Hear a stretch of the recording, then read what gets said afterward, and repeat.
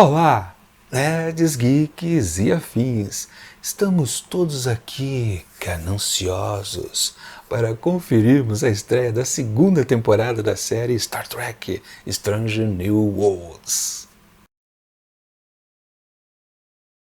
Pois bem, pessoal, depois de quase um ano e pouco, estamos aqui para conferirmos a continuidade das aventuras do Capitão Pike na nave Enterprise.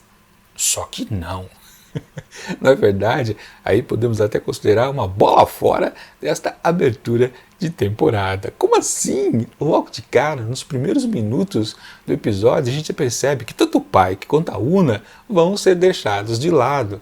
Ou seja, o arco ali do conflito da Una, que no finalzinho da temporada passada ela foi presa, detida pela frota, porque ela simplesmente ela esqueceu de preencher na ficha do cadastro lá que ela era de uma certa espécie que não podia participar, enfim, aquela coisa que aconteceu lá na temporada passada, vai ficar para depois.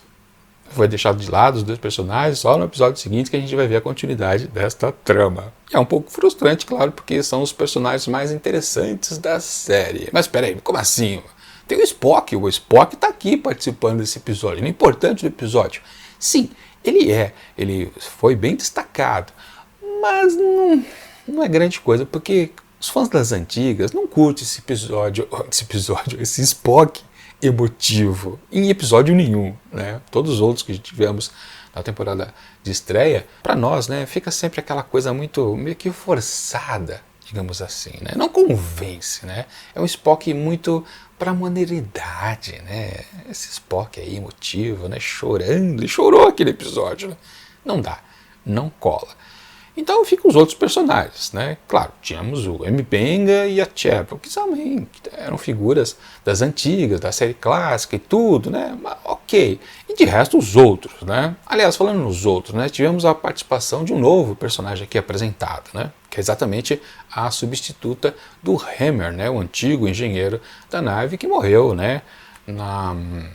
Foi no penúltimo episódio, nem foi no último, não foi no episódio final, Aliás, falando nisso, eventos anteriores, A primeira sensação que eu tive aqui quando vi a estreia dessa temporada foi exatamente algo que me preocupou bastante, Porque logo de cara o narrador diz, nos eventos da temporada anterior, patati patatá, Quando ele termina de dizer essa frase, sabe que eu tinha uma sensação que realmente me doeu de certa forma. Eu não lembrei de nada quando ele falou isso nos eventos anteriores da temporada passada.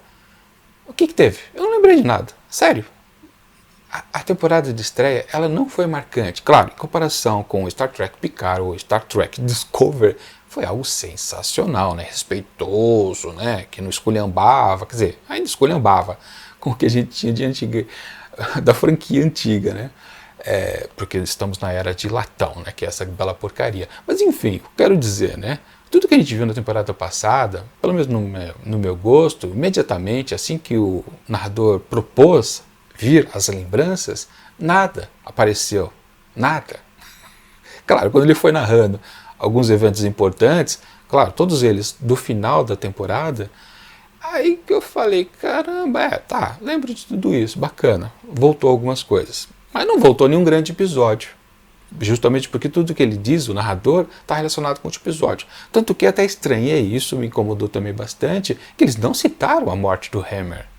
Justamente porque eles estavam apenas se referindo ao último episódio da primeira temporada. Enfim, talvez seja meio cruel constatar que toda aquela boa temporada que foi a primeira, quer dizer, boa, mediana, vamos colocar mediana, Na verdade, passado um ano, não sobra nada na memória. É chato isso. Mas vamos falar então, de novo, do novo personagem, a nova engenheira, uma senhora, atriz, tem 70 anos, A personagem também é idosa, ela tem mais de 100 anos, É a Pelia, acho que o nome dela é Pelia, Um personagem interessante, de uma espécie que parece que nunca apareceu na franquia, Tem uma certa coisa misteriosa relacionada ao Spock, que posso até adiantar para vocês, ou uma coisa de sensação também, se frisou bastante que esta nova personagem, a Pelia, ela teve um relacionamento antigo com a mãe do Spock. Foi a ela que ela se revelou, né, como uma alienígena lá na Terra, patati patatá, né? Porque a mãe do Spock é humana, né? Mas o Spock fica meio curioso. Como assim você conhece minha mãe? Aí ela fala, não, isso é uma história para depois. Parece aquelas coisas da Mystery Box, né? A caixa mistério do J.J. Abrams, né? Que é provocar na gente uma certa curiosidade com algo que talvez não renda nada, mas foi colocado, né? E eu fiquei com uma sensação também aqui, bem contraditória, que como ela falou 2 vezes da mãe do Spock, depois eu falo disso, você é importante, não sei o quê. Só falta, né? Levando em consideração a modernidade, né, da era de latão, dentro da franquia Star Trek, só falta, no final das contas, a gente acaba descobrindo que Pelia vai olhar para um Spock um dia e dizer, sabe, eu sou seu pai. Sarek que se cuide, viu? Enfim, mas voltando, falando sério, é uma personagem interessante, uma personagem completamente, descancaradamente cômica, né, para fazer parceria, né, ou ajudar um pouco, né, a Ortegas, que era a única que detinha o lado cômico da série, porque todos os outros personagens são sérios. Claro, eles fazem gracinhas de vez em quando. O pai, que é super bem humorado, né, consegue dar uma certa leveza em certos momentos e não é forçado. Pelo menos é uma personalidade colocada para o Spock que é interessante, né? Eu falei Spike, é Pike, né? Mas essa personagem nova, ela vem com uma comicidade interessante, porque a atriz é uma comediante, é das antigas, eu nunca tinha ouvido falar dela, mas acho que eu já tinha visto um filme, mas claro, eu vi ela jovem, nunca que eu ia lembrar dela agora. É interessante, gostei bastante do que ela oferece. Parece ser aqueles personagens meio perturbadinho da ideia, né? Vai ser interessante, com certeza. Só que ela não é colocada como elenco principal, como era o Hammer lá na primeira temporada, embora ele não aparecia o tempo todo também, né? Enfim, ela é apenas um personagem recorrente, mas quando ela aparecer, com certeza vai fazer graça. Espero que melhor do que aquela engenheira lá de Discovery, que é completamente sem sal, né? É uma comediante também, mas quando ela abre a boca para fazer as suas piadinhas, não funcionam. Eu acho tudo forçado, eu não rio. Eu falo, é para rir agora? Essa não. Logo de cara, os trejeitos, né, as feições que ela faz são muito boas. Como eu disse, um personagem meio fora da caixinha, né? Eu acho que vai funcionar com certeza. É uma boa aquisição, com certeza. Teve outro personagem que apareceu também, que aí já foi naquela questão do cotismo, né? Para apresentar aquela coisa que é sempre necessária, né? Para a modernidade da franquia, né? Os novos tempos perigosos, que é o novo chefe de teletransporte, né? O chefe Jay, acho que era Jay o nome dele, né? Dele, sei lá, vocês entenderam. Tem outro personagem que vai aparecer depois também, não foi apresentado agora, acho que vai aparecer a seguir. Bom, novos personagens. Falando nisso, né, tem 2 personagens Klingons que aparecem aqui nesse episódio, que eu acho que vão aparecer futuramente, mas quando a gente chegar nesse ponto, a gente comenta mais a respeito. Mas, sim, o problema desse episódio é que ele não tem uma base interessante. Tem a historinha da vez, e a história da vez eu posso classificar como não de ficção científica. Essa trama dessa semana, ela não remete a nada interessante, claro, comparando aos grandes episódios de todas as outras séries. Aqui é uma base muito rudimentar, digamos assim. É uma base que é apresentada assim como um conceito que sai da boca de um personagem. Como assim? Claro, a questão vem toda da Lana, né, que estava de licença ali da frota, porque ela queria cuidar lá daquela garotinha que ela salvou naquela questão dos Gorn, patati patatá, né? Então ela está lá nesse planeta que é de mineração de lítio, e aí sem querer ela acaba pegando nessa questão ali de um princípio de guerra, né? No primeiro momento você pode pensar, pô, é interessante, vamos ser apresentados a questões conflituosas, mas esse é o problema do episódio. Ele oferece uma questão que é apenas exposta pela Lan e fica nisso. Nada mais é colocado ou desenvolvido, dando estofo ao episódio. Que justamente, né, ali era um centro de mineração que se dava muito bem nos tempos da antiga guerra contra os Klingons, né? Eles ofereciam o minério de lítio tanto para os Klingons quanto para a Federação. Aí veio a paz e estragou com tudo, né? Digamos, um declínio ali daquele planeta. E agora eles querem retornar aos tempos áureos, simplesmente revigorando o comércio através de uma guerra, do estopim de uma nova guerra, a mesma guerra antiga, né? Renovada, revigorada, renascida. Enfim, é um contexto que poderia ser interessante se fosse desenvolvido com personagens que oferecessem os lados desse conflito, as motivações, talvez outras, né? Não só uma questão pura e simplesmente, como é colocada aqui também pela modernidade dos roteiristas, dos produtores, desse pensamento, né? Que é tudo por causa do, e é bem frisado várias vezes com a mesma palavrinha mágica, lucro, lucro, lucro, a ganância daqueles seres, né, que querem começar uma guerra só por causa disso, pelo din-din. Caramba, isso é coisa apenas exposta pela boca daquela personagem, Alan. E fica nisso mesmo. A gente não tem mais outra questão que pudesse dar estofo a isso.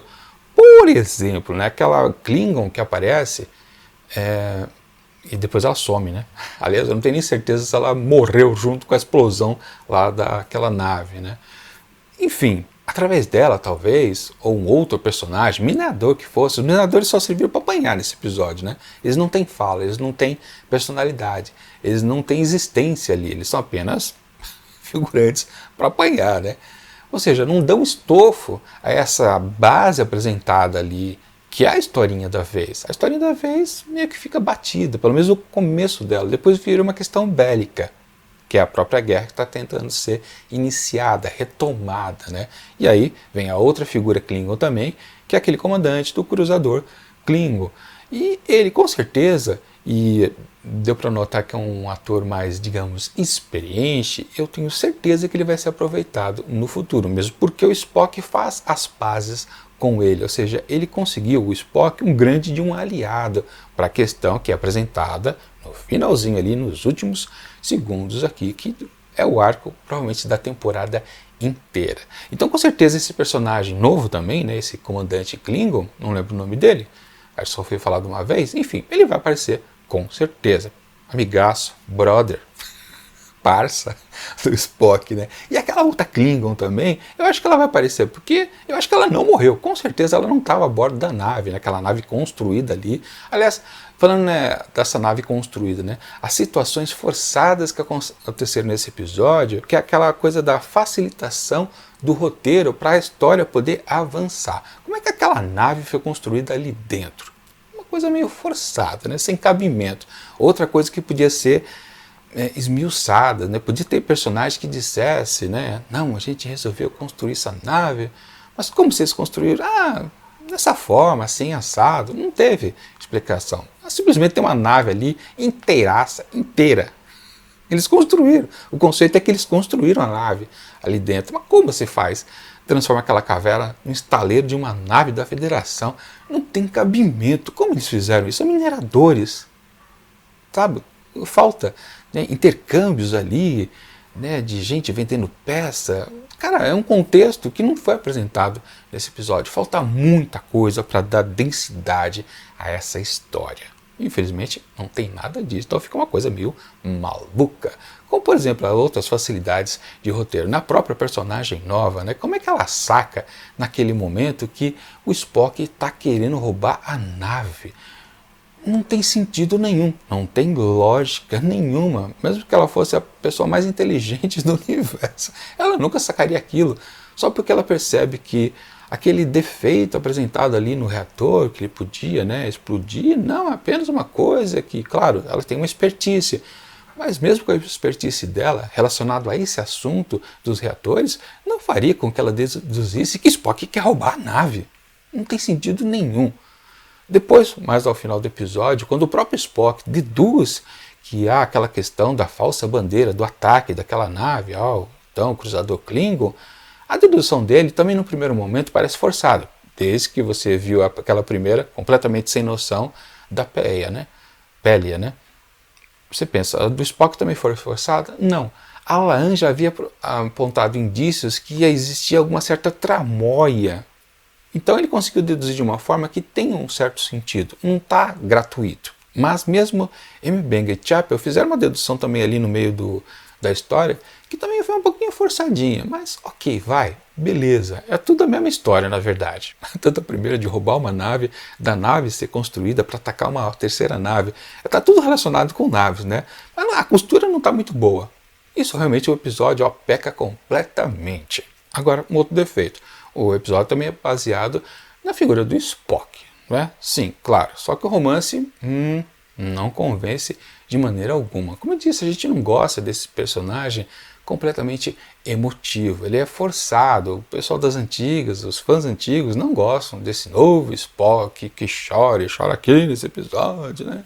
Então o episódio também se vale do que ele sente, do que ele continua sentindo, do que ele vai com certeza sentir muito, né? Essa emotividade humana, seu lado humano florescer até o final dessa temporada. Mas não convence lá muito não. Mas enfim, né? Mas o que salva todo esse arco aqui que foi apresentado, essa base já não funciona, né? A base da historinha, daquele planeta, né? O conceito que depois se dobra algo bélico, ok, introdução de dois personagens que podem aparecer no futuro, esses dois Klingons, beleza, também. Só que o que salva de fato tudo é a história do M'Benga e da Chapel. Sim, eles são apresentados como grandes parceiros, que eu não recordo que isso foi bem estabelecido na primeira temporada. Acho que foi meio que colocado assim, en passant, mas aqui ficou bem claro que eles têm uma ligação muito forte, aquela coisa de broderagem de contexto de guerra, né, de soldados, né? Aquela coisa de trincheira, né? Tanto que na cena final ali, quando eles se colocam para fora da nave, era uma esperança de se salvarem, né? Quando eles trocam aqueles olhares, tipo, é hoje que a gente vai morrer, mas se é para morrer, e é para morrer junto de você, beleza. É coisa de parceiro mesmo. Isso ficou bem bacana, soou completamente verdadeiro. Aliás, os dois atores mandaram muito bem em todo o relacionamento deles o tempo todo. Aliás, a história deles tem um começo, tem um meio, tem um fim muito bom. É o que dá uma densidade enorme a esse episódio, que deixa anos de distância do que foi apresentado em relação ao Spock e à própria Chapel. E é curioso também pensar numa série ou numa franquia como um todo, né, a nova Era de Latão, né, que é apresentado o empoderamento das mulheres como numa questão que deveria até deixar muito enfatizado que elas são as poderosas, acaba não acontecendo aqui, justamente porque até precisam salientar aquele lado do Spock emotivo. O que eu quero dizer com tudo isso? Exatamente isso, porque o Spock salva a Chapel no finalzinho, ele faz uma ressuscitação dela, né? Faz uma massagem cardíaca, né? Para ela sobreviver. Enfim, o que acontece é que, num determinado momento, que eles precisavam mandar uma mensagem para a Enterprise, que aquela nave ali precisava ser destruída, porque ela seria um estopim da guerra, né? Eles precisam se comunicar, mandar uma mensagem. E, para tanto, eles precisam enfrentar aquele bando de Klingons que há por ali. E há aquela substância verde, né, naqueles frascos lá das seringas, do spray, e que, aliás, eu não sei se isso já existia na série, confesso para vocês. Mas que, de toda forma, é bastante interessante, porque eles tornam os dois parelhos à força Klingon, né? Eles que são brucutus. E através ali daquela droga esverdeada, eles se tornam também fortes ao mesmo nível. Então dá uma situação bastante interessante, né? Até vi algumas pessoas comentarem por aí em alguns fóruns que foi até um pouquinho excessiva aquela trocação de socos para lá e para cá, né? Foi um pouquinho, mas é funcional. O contexto é válido e funciona mesmo. E aliás tem até um certo estranhamento no começo que você fala, caramba, como guerreiros Klingons estão apanhando desses dois aí que só tomaram um tonificante verde, né? Como? É porque eles não são guerreiros Klingons, eles são mineradores Klingons, é uma coisa bem diferente, digamos assim, né? Então eles realmente não conseguiam aguentar muita porradaria, né? Mas enfim, o que vale é que num certo momento, depois de muita trocação, a própria Chapel fala, olha, acho que o negócio está passando efeito, você topa mais uma rodada? Você aguenta mais uma? E o M'Benga diz que sim, né? E é interessante que, realmente, quem fala que está fraco primeiro é a Chapel. E depois ela fica mais enfraquecida, depois ela dá um gás de novo, mas o M'Benga ainda está fortão, ele tá no talo ainda, né? Ele já começa a sentir um pouco, mas ele consegue ainda lutar de boa com os trogloditas lá. E depois, naquele contexto que eles vão lá para fora no espaço e depois são teletransportados para dentro da Enterprise, o M'Benga aparece lá na sala de transportes já congelado, mas ainda consciente, enquanto a Chapel está completamente apagada, e aí vem o Spock e a ressuscita.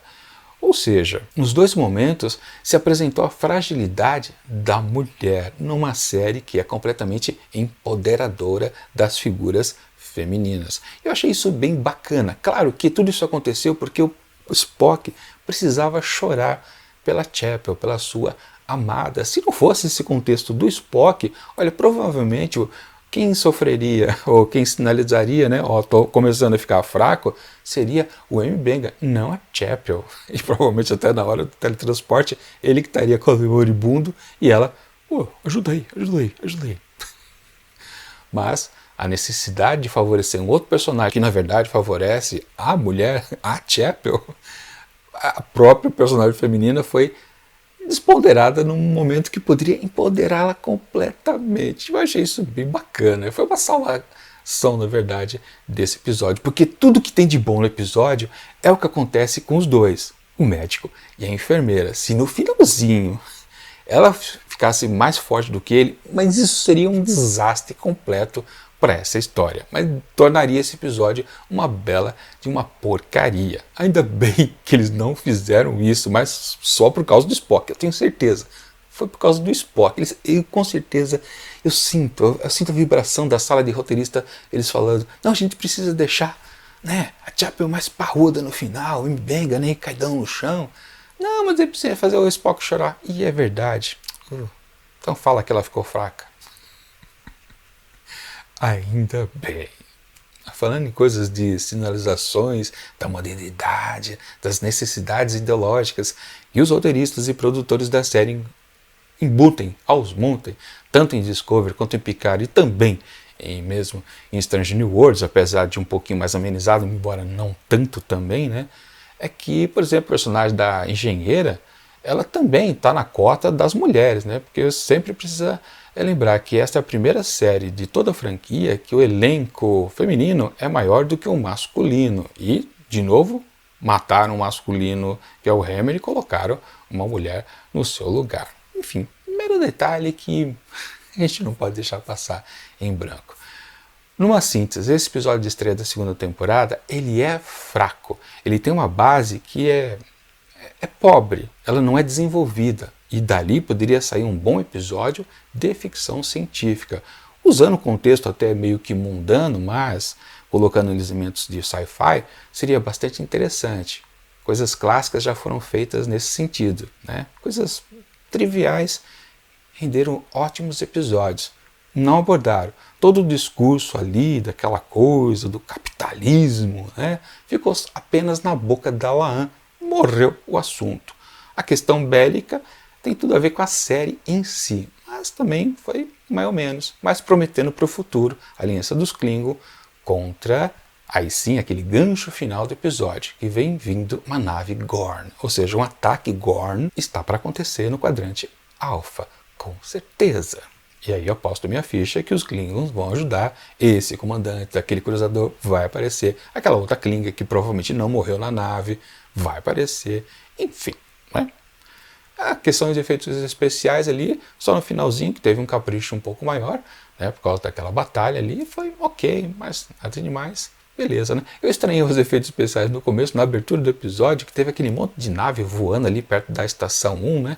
E me lembrei, o que essas naves ficam fazendo voo rasante ali? O que é aquilo ali? É bando de cadete voando?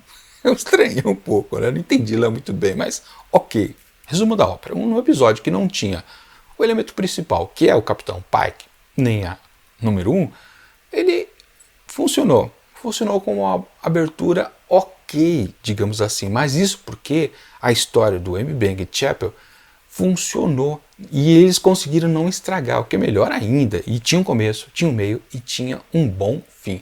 Tudo tá redondinho.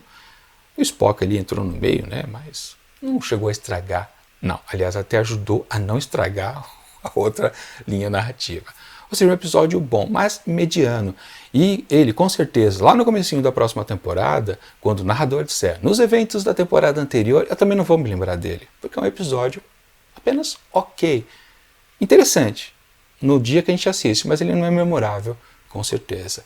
Então a tendência era dar uma nota mediana, com certeza. Na comparação com o episódio de estreia da primeira temporada, que eu dei 4 asteriscos, não, ele não merece 4, ele é um pouquinho abaixo, mas também ele não é mediano, porque justamente a parte do que tem a ver com o doutor e a enfermeira foi funcional. E foi muito bom, para falar a verdade. Isso que salva um pouco, mas também não dá uma grande nota, porque a base, o resto todo, é muito chinfrim. E, portanto, para esse episódio de estreia da segunda temporada de Star Trek Strange New Worlds, eu atribuo apenas, um pouquinho mais do que a média, 3 asteriscos. E eu acho que está de bom tamanho.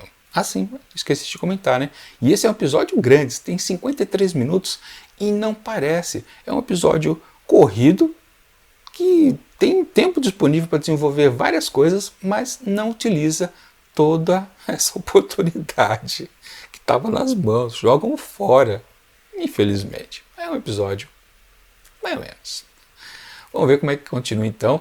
Aí sim, né, a parte de Pike em número 1 no episódio 2. Então eu convido vocês a toda semana aqui, na quinta ou na sexta-feira, a conferirem a minha resenha por aqui, dando os meus pitacos e sempre malhando um pouco a era de latão da franquia Star Trek.